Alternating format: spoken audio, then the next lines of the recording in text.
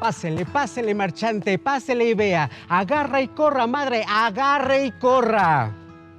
Los marchantes llevan sus centavos liados en un pañuelo.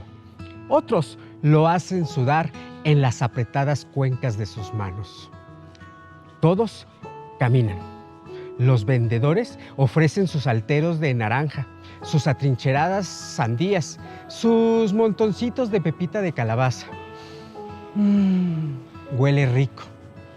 A fritangas, a hierbas del campo, a maíz recién tostado. Huele bonito. Aquí, en el mercado, todo pasa y transita. Y en medio de los puestos atiborrados de mercancía, resalta uno que parece estar vacío. Sin embargo, bajo el atado de manta rosa, permanece parada una niñita. Se acerca a alguien y le pregunta: ¿y tu niña? ¿Qué vendes? Yo, señor, vendo una nube. ¿Una nube? ¿Cómo una nube, niña? Las nubes no se venden. Ay, señor, pues yo sí tengo que venderla porque en mi casa somos muy pobres. No, niña, yo soy licenciado y he de decirte que sé perfectamente que las nubes no son de nadie. Por lo tanto, no pueden venderse. Pues yo sí, y esta es mía. A ver, para empezar, dime, ¿cómo es que te hiciste de ella? Ah, fíjese, señor, que una noche la soñé y al día siguiente, tal como la soñé, estaba ahí afuera de mi casa parada como si nada. Además, me sigue para todos lados. Con mucha más razón, niña, he de decirte que ¿quién vende unos sueños? Ay, esta juventud de hoy anda toda hecha de cabeza. El hombre se aleja todavía refunfuñando. Y en eso llega una señora, muy bien parada y con unos collares tan largos y tantos que le llegan hasta los pies y a duras penas puede caminar. Niña, ¿de qué es tu nube? De agüita, señora, es de agüita. Supongo que es importada. No, señora, es bien mexicana. No, creo que... ¿para qué me serviría a mí una nube? Ah, señora, pues le puede regar su jardín, le puede decorar la sala. No. Una nube me parece tan anticuada y esta no tiene nada de especial. La mujer se aleja. Y lo mismo sucede, o cosas parecidas. Llega un político y le propone a la niña que, por supuesto, una nube como aliada en su campaña política quedaría perfecto. Imagínense, dijo el político, que la nube en el cielo forme letras con mi nombre. Entonces todo mundo la podrá ver y así podrá votar por mí. Eso sí, niña, tienes que llevarla a la casa de campaña y seguro te pagaremos muy bien. Está en el centro. Oh, no, señor. Yo no voy al centro y menos llevo a mi nube por allá porque allá hay mucho smog, demasiada contaminación y se vaya a contaminar mi nube. No, señor, al centro no vamos. Inmediatamente después, también llega un general de la milicia y él le dice: imagínate, niña, una nube como nuestra aliada. Cuando estemos en época de guerra, escondemos ahí dentro los aviones y entonces atacamos a los enemigos. Nadie se daría cuenta. Oh, no, señor. Mi nube no sirve para guerrear. Ella es pacífica y vive en paz. No se la podría vender. En eso estaba. Además, la niña tenía un rugir de barriga que no podía ya ocultarlo. Tenía demasiada hambre. Frente a ella, un vagamundos, un hombre que llevaba a cuestas su mochila. Estaba ahí sentado en la banqueta con los tenis rotos de tanto caminar. Él le dijo a la niña: esa nube es tuya, ¿verdad? Oh, sí, señor. ¿Cómo lo supo? Ah, pues por el cordelito con que lo traes amarrado. Sí, señor, es mía, la soñé. Fíjate que yo de niño también tuve una nube. Igual que tú la soñé y a la mañana siguiente ahí estaba. Pero, pues, uno camina, uno va creciendo, uno va viajando y los sueños se van perdiendo. De tanto viaje no supe dónde la dejé. No deberías venderla. Los sueños no se venden. ¡Qué lástima! ¡Qué lástima! Híjole, señor, es que en mi casa somos muy pobres y tenemos mucha hambre. En cuanto yo venda mi nube, iré a comprar algo para comer y llevarle a comer un taco a mis papás y a mis hermanos. En eso estaban, platicando la niña y el vagamundos, cuando se acercó un estudiante que venía rodando en su bicicleta. Se acercó y le dijo, oye niña, qué padre nube tienes, ¿cuánto quieres por ella? 300 pesos, señor, llévesela, es bien buena. ¿Y cómo me la llevo? Ah, pues desatamos el cordelito y usted se la lleva jalando. Es muy obediente, ande, cómpremela. Oye, y en la noche, ¿cómo la guardo? Ah, pues haces lo que yo. En las noches destapo una botella, la nube entra y ahí la cierro y se duerme. A la mañana siguiente destapo la botella, la saco por la ventana y ella regresa al cielo, se peina, se alisa la falda y vuelve a brillar como siempre. Ah, mira, sí podría funcionar. Oye, ¿y no se anda escapando por ahí? No, no, por eso la tiene que cuidar. Y eso sí, no la deje juntarse con las otras nubes que anden ahí grises porque se encanija igual que ellas y luego empieza a llover. Pero es bien buena. En general, hace todo lo que usted lo diga. Yo en la casa las tengo siempre ahí conmigo, aunque somos 7 en mi casa. Pero no me gusta que ande por ahí metiéndose a las casas ajenas. Los vecinos luego han de creer que yo la mando para pedirles un taco. Bueno, te la compro. El joven estudiante se amarra el cordelito y comienza a avanzar en su bicicleta. La nube, como si nada, lo sigue. El vagamundos y la niña comienzan a desatar aquel tendido de manta rosa y comienzan a guardar aquel puesto. El vagamundos le dice, lástima, yo te lo hubiera comprado. Me encantaría volver a viajar en una nube. Lástima, lástima. En eso estaban y casi terminaban cuando regresa el estudiante y un poco enojado le dice, no, niña, tu nube no me quiso seguir. Primero avanzó como si nada, pero una vez que salimos del mercado, casi me arranca la mano. Mejor te la devuelvo y tú devuélveme mis 300 pesos. La niña, un poco triste y con la barriga gruñe que gruñe, le devuelve los 300 pesos.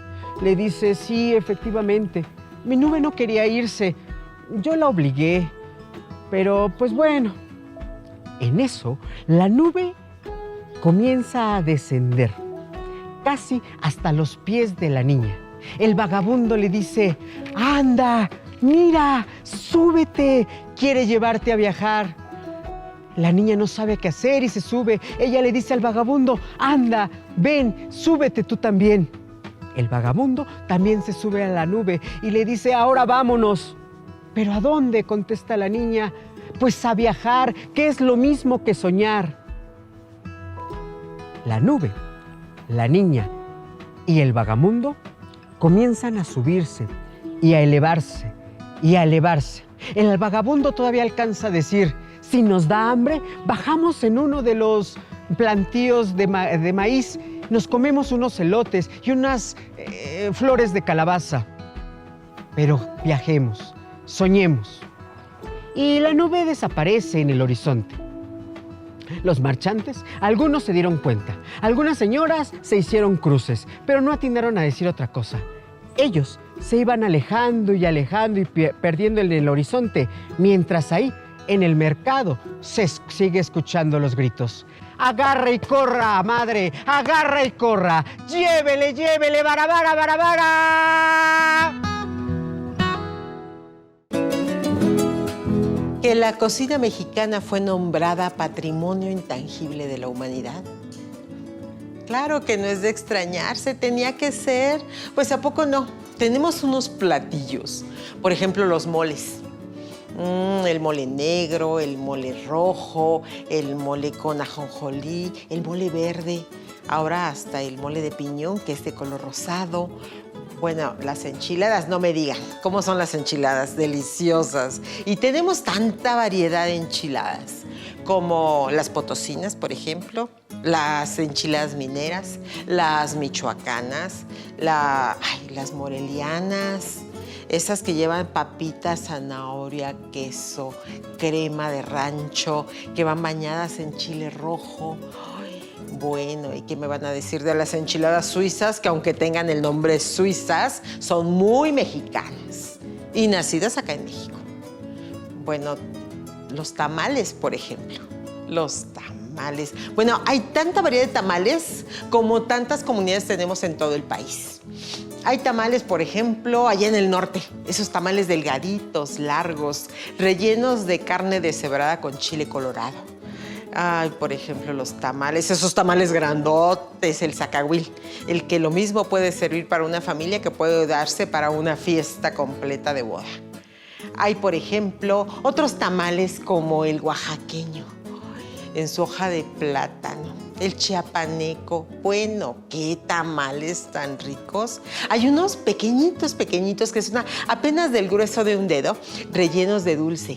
Eso los hacen especialmente para Día de Muertos, para honrar a los niños, a los muertos chiquitos, como cariñosamente les dicen. Por allá, por la sierra de Puebla, hay un lugar donde los preparan y los acomodan en un globo de Cantoya y el día primero los encienden y los dejan ir lejos, lejos, lejos para que lleguen a los niños chiquitos. Bueno, ¿qué me van a decir de la torta de tamal acá en la Ciudad de México? Yo sé que muchos dicen que esos son visiones, pero un bolillo recién horneado, así, crocantito, partido a la mitad. Se le saca el migajón y se le mete un tamal verde o un tamal de rajas. Ay, no, hombre, a cualquiera le quita el hambre. Por eso muchos le llaman o guajolota o tamal de muerto de hambre. Porque con eso se apacigua cualquier hambre grande o pequeña. Por supuesto, acompañada de su buen atole. Y miren, la historia que les voy a contar es precisamente de los tamales. Doña Cirila era una mujer, de aquellas. Era una mujer fuerte. Cuando su marido enfermó, tuvo que hacerse cargo no nada más de la casa y de los hijos, sino de las tierras que tenían para sembrar. No eran muchas, pero de ahí comían. Y mientras la tierra producía, ella necesitaba de darle de comer a sus chamacos. Así es que ni tarda ni perezosa empezó a hacer tamales. Y con sus 2 botes de tamales se iba a las ferias de los pueblos a vender. Y con eso no solamente sacó adelante a su familia, sino que no hubo necesidad de vender un solo pedacito de tierra, como ella decía orgullosamente. Al contrario, había comprado unos trozos que por ahí le habían ofrecido. Y el patrimonio para sus hijos. Y también, como ella decía, para guardar algo para su viejez. Ahí estaba. Bueno, los tamales de doña Cirila eran especiales. Ella tenía todos los secretos de una buena tamalera. Pero cuando le dio la receta a su nuera Mica, híjole, qué gran responsabilidad, porque no sé si ustedes sepan, pero cuando se comparte una receta familiar, es un compromiso honrarla y hacerla tal cual es. Así que ese día era un día muy especial, porque precisamente doña Cirila iba a visitar a su nuera Mica y por supuesto a su hijo Miguel para probar cómo le quedaban los tamales a su nuera. Mica se había preparado con anticipación, había comprado los chiles verdes, el tomate para hacer la salsa, los ajos, las cebollas, había comprado un buen pollo, un pollo fresco, había comprado mole del especial, del almendrado para que quedaran sabrosos. Había encargado la masa, la harina cernida para tamales y una manteca fresca y sabrosa. y días anterior había remojado los ingredientes, había preparado ya las salsas y el gran día había llegado. Tenía que batir la masa, rellenar aquellos tamales y ponerlos a cocer. Miguel, su marido, le dijo, bueno, si tú vas a batir la masa, va, pero si no, yo te la bato porque dos no pueden meter las manos a la masa, si no, no se cuecen. Ay, no puedo creerlo, dijo ella. Sí, así es la historia. Y Miguel le empezó a platicar cómo su mamá batía la masa con mucho cuidado y después con mucha fuerza. Y también le platicó cómo él aprendió a hacerlo. Y platicando, tomó el tazón grande, que más bien parecía una cazuela, y ahí echó la manteca. Déjenme decirles que para 4 kilos de harina se necesita 1 kilo de manteca. Hay que batirla bien con 2 cucharadas de Royal o polvos de hornear, como les llaman, y con media cucharada de bicarbonato. Y ahí estaba Miguel, batiendo y platicándole cómo su mamá había trabajado tanto con los tamales, cómo se peleaba con los de los camiones cuando no querían llevarla con sus 2 botes de tamales. Y bueno, batiendo, y ya que la manteca empezó a hacer ojitos, como dicen, que de tanto esponjarse como que hace unos hoyitos en medio, como si empezara a hervir, ya está lista.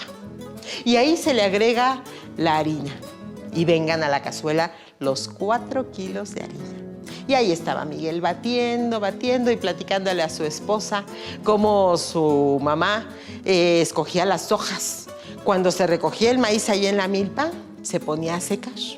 Y después, antes de vender el maíz, ella, doña Cirila, se sentaba por las tardes a ojear, como decía, y con una navaja cortaba la orilla de la mazorca y retiraba suavemente las hojas y separaba las hojas grandes para sus tamales. Y las pequeñas las usaba para la cama de la olla, de la vaporera o para ponerle las orejas a la olla. Las orejas a la olla. ¿Qué no sabes que los tamales son bien chismosos?, le contestó Miguel. Sí, si tú no te cuidas, los tamales te siguen a donde vayas y no se cuecen. Por eso tienes que agarrar unos pedacitos de hoja de maíz, amarrarlos en las orejas y les dices que no anden de chismosos, que no te vayan a seguir, que se queden ahí a cocerse como debe de ser. Todo esto lo escuchaba Mica sin darle mucho crédito, pero bueno, eran los tamales especiales y su suegra esa noche llegaba a cenar.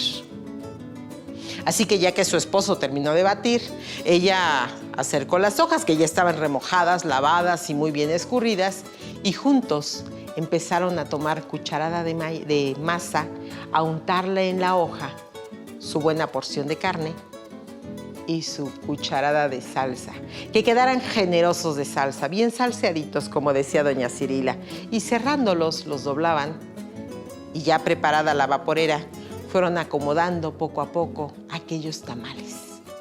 Los hicieron entre los dos, pero realmente el que llevó la batuta fue Miguel. Mica escuchaba las historias y aprendía. Y así, cuando la olla estuvo lista, fue llevada hasta la estufa y se encendió el fuego. Mica hubiera querido no ponerle las orejitas a la olla, pero Miguel fue tan insistente y le contó cómo una vez habían salido deprisa y no le habían puesto los amarraditos a las ollas. Y los tamales habían quedado crudos. Después de 2 horas de estar al fuego, aquellos tamales parecía que ni siquiera los habían encendido. La masa totalmente aguada, el chile ahí dentro, la carne sin cocer. Bueno, lo hicieron al modo de Miguel. Y a las 2 horas estuvieron listos los tamales. Sí, sacaron la prueba, el primero, y lo pusieron en un plato. Hoy estaba caliente. Con un tenedor abrieron aquella hoja y se dieron cuenta de que la masa se despegaba perfectamente de la hoja en su punto. Y cuando llegó doña Cirila, la mesa ya estaba perfectamente dispuesta y en un platón aparecieron aquellos tamales esponjosos, olorosos, calientes. Y doña Cirila, percibir el aroma, sonrió un poco. Después tomó un tamal y lo puso en su plato y empezó a comerlo. A la primera cucharada sintió cómo aquel tamal se deshizo en su boca. La salsa estaba en su punto, picosita, rica. Y entonces alzó la mirada para felicitar a su nuera. Su nuera le dijo, gracias, pero los hizo su hijo. Yo nada más le ayudé. Doña Cirila volteó a mirar a su hijo y le dijo, ahora sí estoy segura, mijo, que te has convertido en todo un hombre.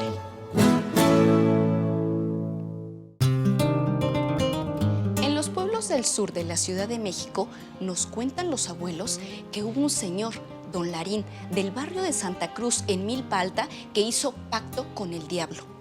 Este señor se dedicaba, como muchos otros, a raspar los magueyes, sacar el aguamiel para después producir el pulque y trasladarlo hasta Xochimilco. En aquel tiempo, pues no había luz en el pueblo. Los caminos eran de terracería y uno tenía que trasladarse por veredas llenas de piedras y de tierra suelta. Uno de esos días, por la noche, la esposa de don Larín se puso muy enferma. Don Larín estaba bastante preocupado y a media madrugada la llevó con el curandero, pero el curandero no pudo hacer nada por ella. Don Larín sabía que llevarla al médico y comprarle el medicamento era muy costoso con lo que apenas ganaba. Así es que aquella mañana, se fue muy temprano a Xochimilco a vender su pulque. De regreso, por una de las veredas, por uno de los caminos, se le presentó un hombre muy bien vestido, con sombrero de bombín y un traje gris muy bonito. Además, cuentan los abuelos que tenía zapatos negros muy bien boleados. Y es que para ese tiempo, aquella persona que tenía zapatos, es que era muy rico. Pues la gente, la mayoría andaba descalzos o con guaraches. Así es que don Larín luego pensó que eso no era cosa buena. Seguramente era cosa del maligno. Y lo saludó. Buenas tardes, le dijo don Larín. Buenas tardes, Larín. Ya supe que tu mujer está muy enferma. Pues mira, podemos hacer un trato y yo la puedo curar. Tú solamente tienes que firmar un trato conmigo. Ay, don Larín en ese momento se le puso la piel chinita. Quería decir, como dicen en el pueblo, que era el mismísimo diablo. Después de pensarlo un buen rato y de saber que no iba a poder pagar los medicamentos a su esposa, aceptó. Y bajo esa mirada, el mismísimo diablo cortó una púa de maguey y le pinchó uno de sus dedos. Y así fue como cerraron aquel pacto. Una vez que llegó a su casa, don Larín vio a su mujer completamente sanada. Comenzó a prosperar su negocio del pulque. Cada vez sus magueyes producían más y los pudo vender en muchas otras partes de la región. Se hizo de terrenos, comenzó a comprar caballos, borregos y la gente comenzó a murmurar que aquello no era normal, aquello era cosa del mismísimo diablo. Pero todos sabemos que aquí nada es gratuito, así es que el diablo le había advertido que regresaría después de 10 años por su alma.